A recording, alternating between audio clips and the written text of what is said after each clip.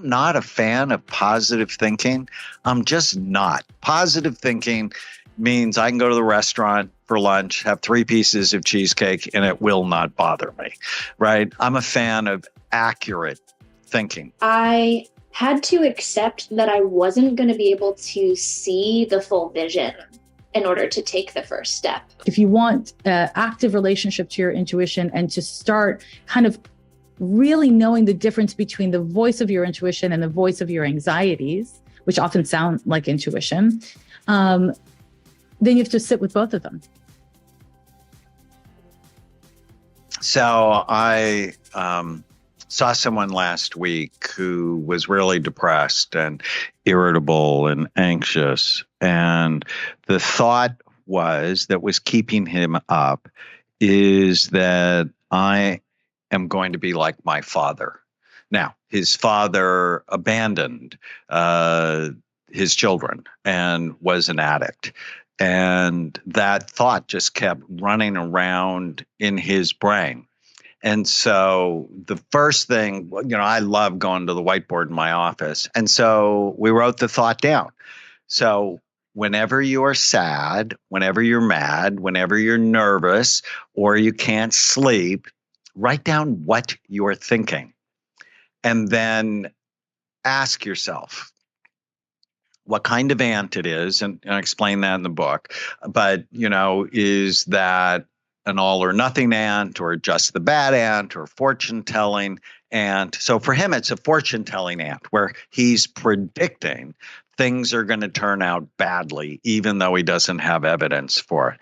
So I'm going to turn out like my dad. Write it down, identify it, it's fortune telling ant. And then there are basically 5 super simple questions. And part of these come from my friend Byron Katie in her book, Loving What Is. But I'm going to turn out like my dad, fortune telling. Is it true? That's the first question. And right away, he said no. He said, I'm with my children. I'm with my wife. It's just a negative thought that bothers me. And I'm not a fan of positive thinking.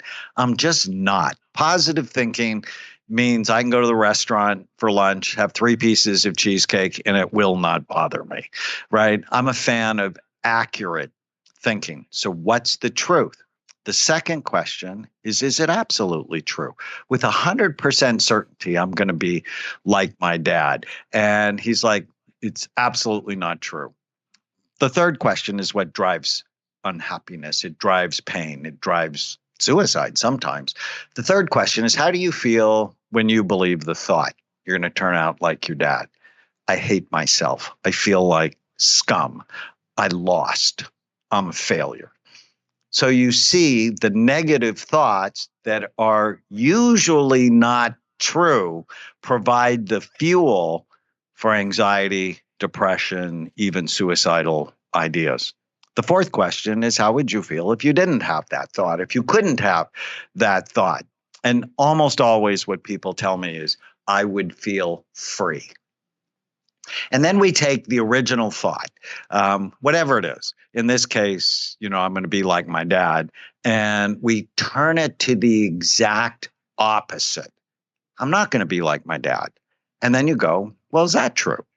And he had so many examples where it was true.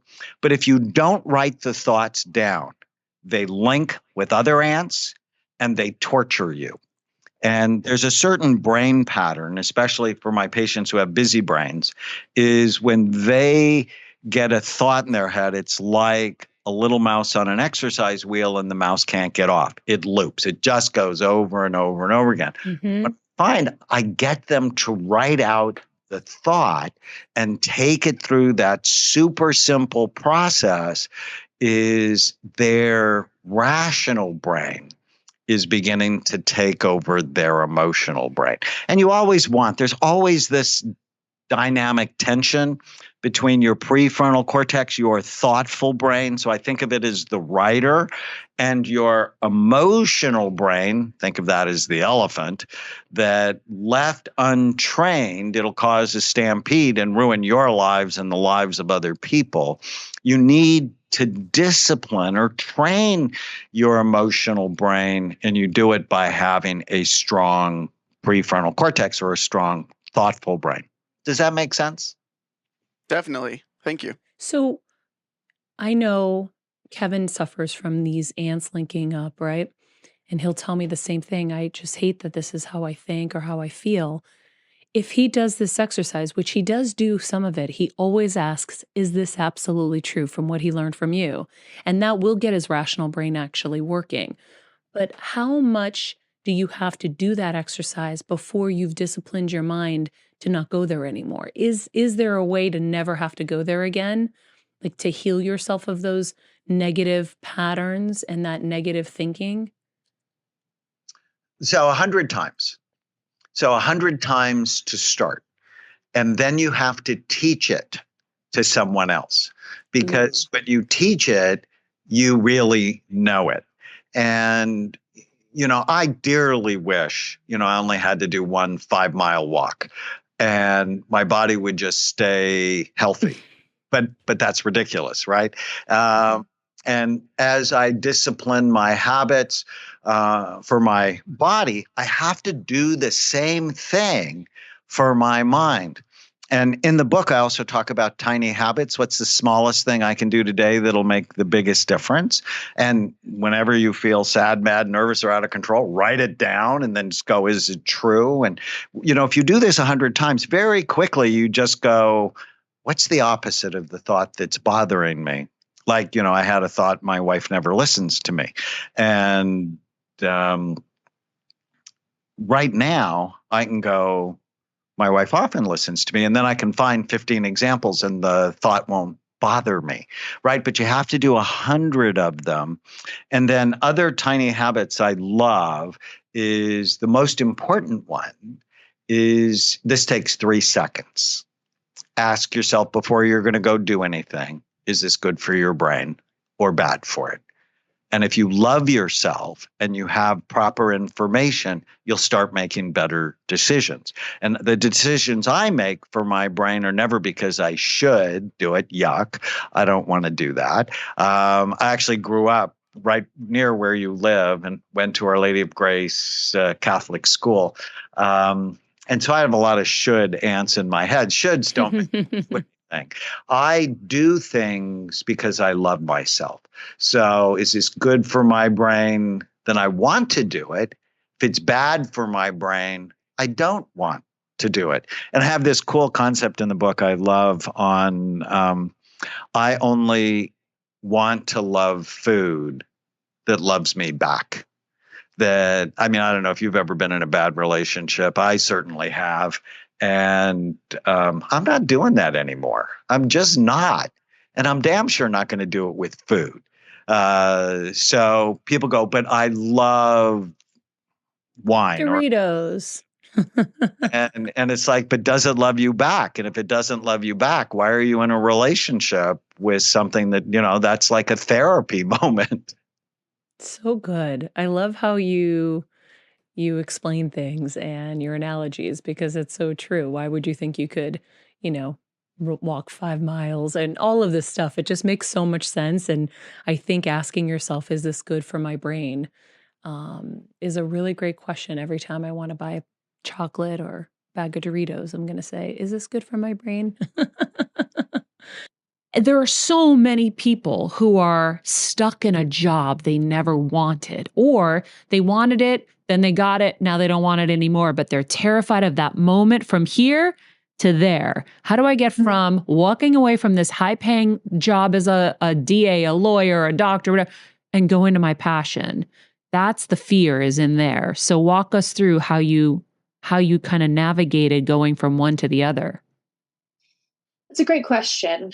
One thing that immediately comes to mind is that I had to accept that I wasn't going to be able to see the full vision in order to take the first step. I wasn't going to be able to understand who I would become and how I would make different decisions 10 years from now. I only could work with what I knew, and I had to believe that I knew enough to take the next step. So I also had to invite flexibility in that vision of the future and say, okay, I'm going to take my best guess at where I might want to go or what might be healing and healthy and positive. But next month, as I gather new clues, I might paint a slightly different picture. So it required, as someone who is both, perfectionistic and wants to do everything right the first time, as well as rigid in, very black and white either or thinking, I really had to invite the paradigm of both and. Okay, this is going to be both scary and worth it. This is going to be both really obvious and kind of mysterious. And I'm going to be both confident in some ways and really uncomfortable in other ways. And it's going to have to be a fluid process. And I'm not really going to have that comfort of being able to rest on a solid foundation. But I have to remember that the solid foundation I'm on right now is not actually that solid, or it's not the building that I really want to be inhabiting. So yeah, when you're in construction mode, deconstruction and reconstruction, you're actually building a new framework, a new frame for a new life. And that's gonna just happen one beam at a time. So, that's a part of it. And then another part of the process was I had to really start from square one in terms of time and energy management. When I looked at my desire to get somewhere else, I can dream all day long about having a different life. But if I don't know how to translate that into practical steps that fit into my existing schedule, then, when will that change occur? So for me, my schedule was loaded with, 13 to 15 stops every day. That was my norm. Driving around the city of Los Angeles, whether it's an audition, it's a meeting, it's a job, whatever it is, about 15 stops a day. And if I needed to make a change in my life, that meant I'm going to have to somehow get that down to 12 stops and then 10. And I'm going to have to create pockets of time where I can even read about how to start a different life. Right now, I'm exhausted when I get home, so I don't even read about how to start a new life, let alone try it. So I think really taking a look at my flow of my day and going, I have to create space first. I have to make room. I'm going to have to clear out some stuff, whether that's letting go of certain friendships even, or setting aside a job that might pay the bills more comfortably, but is going to take up a lot of energy. Like I'm going to have to clear space in order to make room for something new. So I'll pause there. It's having the flexibility in vision, as well as practically creating room. I love that. Okay. I want to hear more. I want to hear more because I think this is the biggest thing for people is like, how do we make that leap? And it sounds like you did it in a methodical way, which is cool. Super methodical. And I love the flexibility thing. And I love that both can exist. Like you can be terrified and excited, and it could be great one day and horrible shit the next day. Like that's just how it is when you're rebuilding. Because if anybody's been in construction, and my husband's on the East Coast right now working on our house, it's like you make 5 great decisions and then you make 1 shit decision. And now the tub isn't going to fit. And now you got to get a new tub, or you got to break the wall, make it bigger so that it'll fit in the tub. Which is the one you're going to do? Cost analysis has to come in. What makes most sense? Everything isn't going to go perfect, when you're rebuilding. So that immediately brings us to the importance of inner resilience and self-management tools.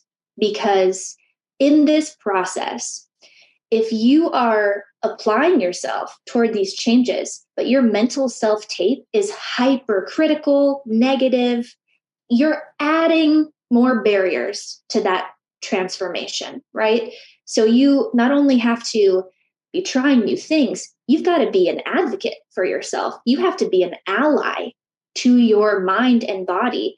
And if that looks like doing affirmations in the morning or listening to super inspirational speakers fill you up, or, reading a certain, prayer or mantra, like, you're going to have to support yourself while you're learning these new skills. And that means if you're going to be in uncomfortable situations, your nervous system is going to get activated more frequently in a state of arousal, whether that's stress or a sense of threat because something is unfamiliar territory, or you're afraid of failure. Whatever these barriers are that come up, a part of this transformation is learning to work with your body to say, hey, I'm listening to you and I understand that this is new and this is uncomfortable and we don't have to do it all right now. But can we learn how to work together here and maybe take one step in this direction? And after you do this, I'll make sure we make some time later tonight to really relax and integrate, so that you're not just constantly setting yourself up for chasing a new lifestyle and you never have a chance to process it and become the new self, right? I might be able to change the outward vision of my life, but if I'm still carrying my patterns and ways of being from my first life cycle, I'm going to remain just as anxious and stressed. So there really is a process here of working with yourself and being an advocate for your own well-being and learning what you need in a particular moment to say, okay, I look forward to this process of transformation, not I want to shrink away from this because it is so terrifying and uncomfortable. I can't imagine dealing with that again tomorrow. So if we're looking at a diagram, right? Mm-hmm. Because the first thing everyone thinks about is never their health. They think about their finances. How am I going to survive is never about their health. It's always about money, right? Because that's how the world looks at everything. So if I'm looking at a diagram, did you have like, you're here, then you got up here? Was there like an adjustment period for you where you had to really sacrifice to be able to follow this new pursuit? Yes. There are also layers to my personal financial story and history where I contractually was making a certain amount of money, but I personally never saw it. Oh, you have one of those. Yeah, or I didn't know that I made that money. And we never hear these stories, Alyson. Yeah, right? I'm really sorry to hear that happen to you. Well, and what's interesting is I adopted quite a scarcity mindset, and I wouldn't really spend any money on anything. I mean, I am minimal, kind of philosophically. I do prefer just get what's essential, and that's enough. I just feel peace and clarity and, whole that way.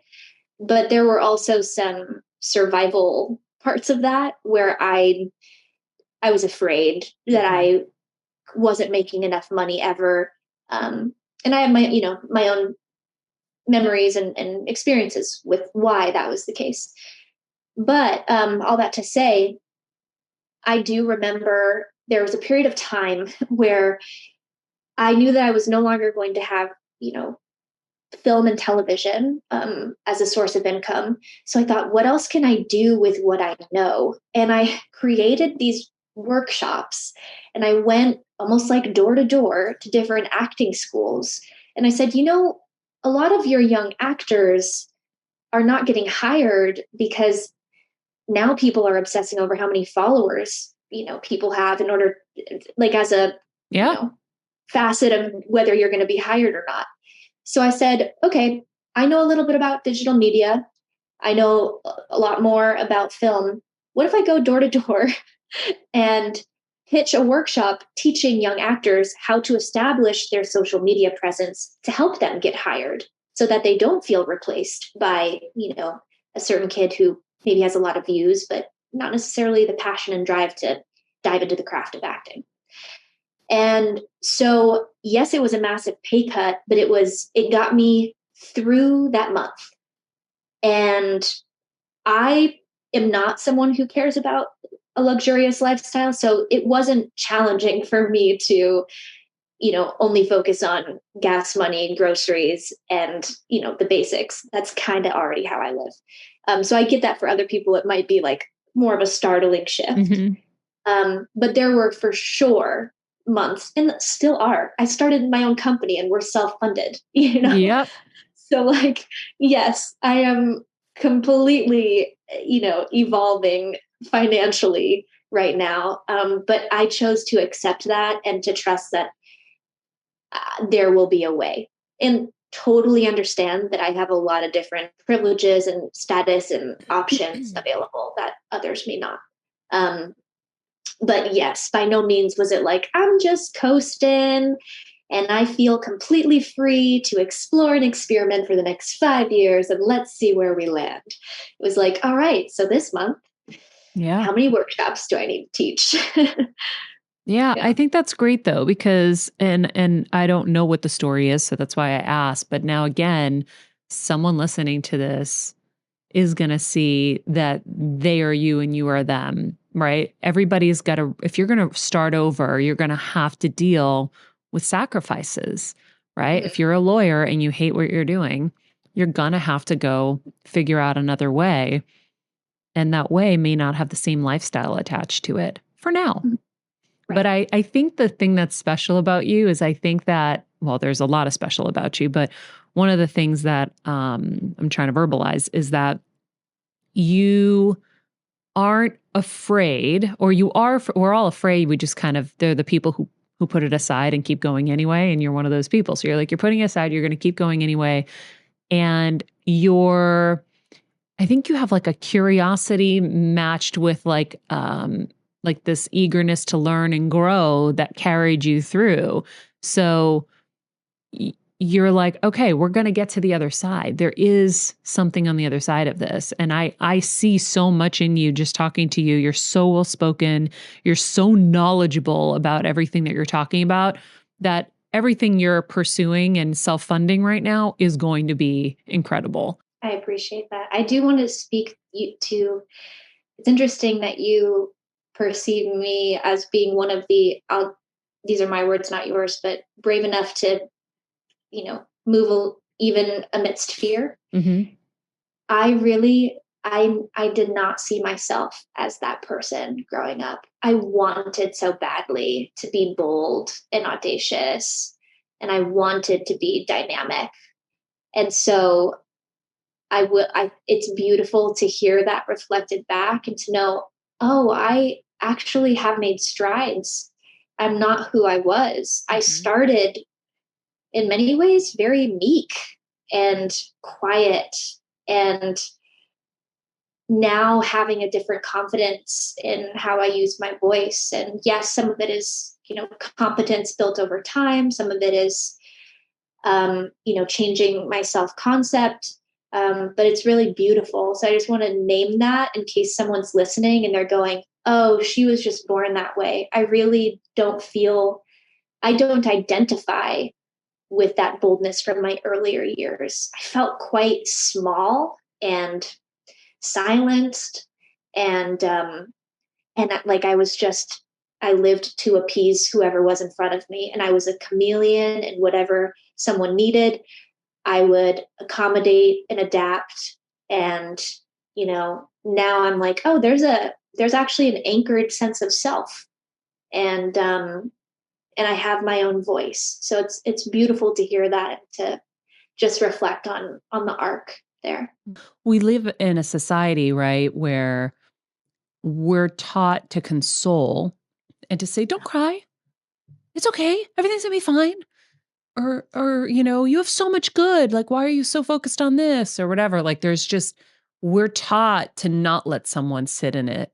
And then we're also taught to shift out of it as fast as possible, whether it's through booze or vacations or running away. And so I like that. I think I did a little bit of that this summer. I just kind of sat with my mom's loss and I was just kind of like, oh, this really sucks. This really, really sucks. And I just kind of sat with it. I didn't really have many other choices, I feel like, because I wasn't going to drink my way out of it. And Kevin wasn't here, so I couldn't just cry to him. I just kind of sat with it. But I think that's really interesting. So we have all these different astrologies. And before I forget to get the answer to this, because this was our big question going in, was how do you know the difference between your intuition and anxiety? I love that question. Thank you for asking. I actually have an answer. Your intuition has no agenda. No agenda. It is neutral. Intuition is inherently neutral. So you may have an intuitive hit that the volcano is going to erupt. And then, so that would be neutral. Now, a moment later, you may be like, oh my God, I'm standing at the base of the volcano. I'm terrified. Like you might have a feeling about that intuitive hit, but the hit itself it's not scared. There's no emotion. There's not excitement. There's not fear. There's no emotion associated with intuition. It's neutral. And so that's the way. And it's really that simple. The problem with simple is often the most difficult things, just like sitting with grief. Like the most simple thing in the world is also the most difficult thing in the world. And I think, like to your point just a moment ago, we have this idea that like smart people deal with complicated problems. And it's like simple to sit in your emotions, or it's simple to just be present and listen. But that's the work. Like if you want an active relationship to your intuition and to start kind of really knowing the difference between the voice of your intuition and the voice of your anxieties, which often sound like intuition, then you have to sit with both of them, which means sitting with anxiety without an agenda, without fixing it, without trying to like outsmart it. And most of us are too busy surviving for that, or proving that we're fill in the blank, right? But doesn't anxiety come from fear? And fear is not neutral. So how can that be disguised as intuition? Okay. So a lot of times, so there's like an astrological answer I'll give. The planet Neptune in astrology, it governs a bunch of things. One of the things that it governs is anxiety, and the other one is intuition. It is the planet that is related to our sense of there being something more. So it's like high spirituality. So it's not religion, it's connection to God or universe. And when it's kind of out of balance or it's not paired with appropriate grounding or centering, what happens is it's kind of like, think of it as our auric field, which is, say, our energy field that is around every human person and thing and all that, is porous. But when we have too much Neptune, when we have too much anxiety, it's like a damn loofah sponge. It's just sucking in everything. So now you're getting in too much information on an energetic level. And when we get in too much information, our system goes into what's real. Oh my God, am I okay? I don't know why I feel this way. What's wrong? Instead of, again, getting a little bit grounded and listening to, what is this feeling? Is this feeling even mine? Because we're all living through COVID, right? We know that there's a collective terror and a collective disassociation from that terror. And and when I say collective, I mean global, right? And I think that this is something that is really hard for people because you feel this sense of fear. And when we feel fear, if we don't sit with the fear and just be present without an agenda, then we cannot effectively parse out what of this is my intuition is saying this is a danger, because there are dangers in the world and we want to listen to our intuition around danger. And what is my projection onto my uncertainty or my fears that's making it worse? And that just is a practice. It's a practice, and it requires that you know your own inner voice. And, I say this, and part of like the assumption in what I'm saying that I want to just kind of like point to is that most of us are intuitive. Now, not everyone's psychic. It's just like, when people, I personally am a psychic, but when people who can sing really well are like, everyone can sing, and athletes are like, everyone can sprint. I'm like, well, is that true? But we all have the capacity, right? So in terms of intuition, we are all connected. We are all interconnected. And what is destabilizing about that is if you walk into a room and a bunch of people were fighting in that room, now you might not be psychic, but you're like, something's wrong. And if you're in a state of anxiety, or if you have an anxious nature, you might be like, what's wrong? What did I do? Oh no, what's going to happen next? Instead of, oh, these people were fighting about the bill at dinner the other night. You know what I mean? And this takes knowing our own energy so we can tell when something's not about us or not our own. And that it takes a lot of practice and willingness to be uncomfortable, honestly. How do you gain a better understanding of your own inner voice? I think that when people think of intuition, they think of like Morgan Freeman's voice, you know what I mean? Like the voice of God in your head. And it's actually more of, again, a neutral whisper. So there's like the voice of your intuition or your guidance, which is very neutral and very subtle and does take some stillness and quiet within you to receive. And when most of us are feeling grief or anger or anxiety, it's very hard to achieve that. So there is that. But the other part of what I'll say is it's simply through showing up for yourself, noticing how you feel, and then like a psychic trick that anyone can use is when you notice how you feel, just grab your phone, use the notes of your phone, like write on a piece of paper, stick it in your pocket, whatever works. What it is that you think is happening, like what it is that your instincts are telling you, put the date and the time on it, and then return to it later that day, next week, whatever it is. And then you can start developing a sense of like, every time I get a stomach ache, it's not because I ate the dairy. It's not because I'm having anxiety. It's because I'm having a relationship dynamic with my boyfriend and he's not even telling me what's wrong. And it's like, oh, my body is telling me something's wrong. Interesting. Like you can start picking up on those things, but it takes having a real willingness to investigate and having some patience, which again, I know most people don't really have time and energy for, but that's the way we do it, or at least it's one of the ways we do it. This podcast and all related content published or distributed by or on behalf of Maria Menounos or mariamenounos.com is for informational purposes only and may include information that is general in nature and that is not specific to you.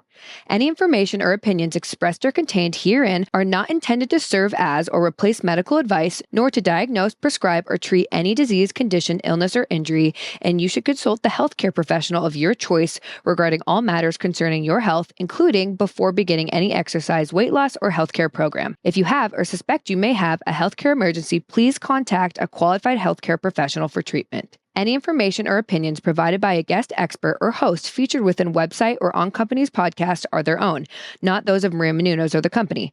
Accordingly, Maria Menounos and the company cannot be responsible for any results or consequences or actions you may take based on information or opinions.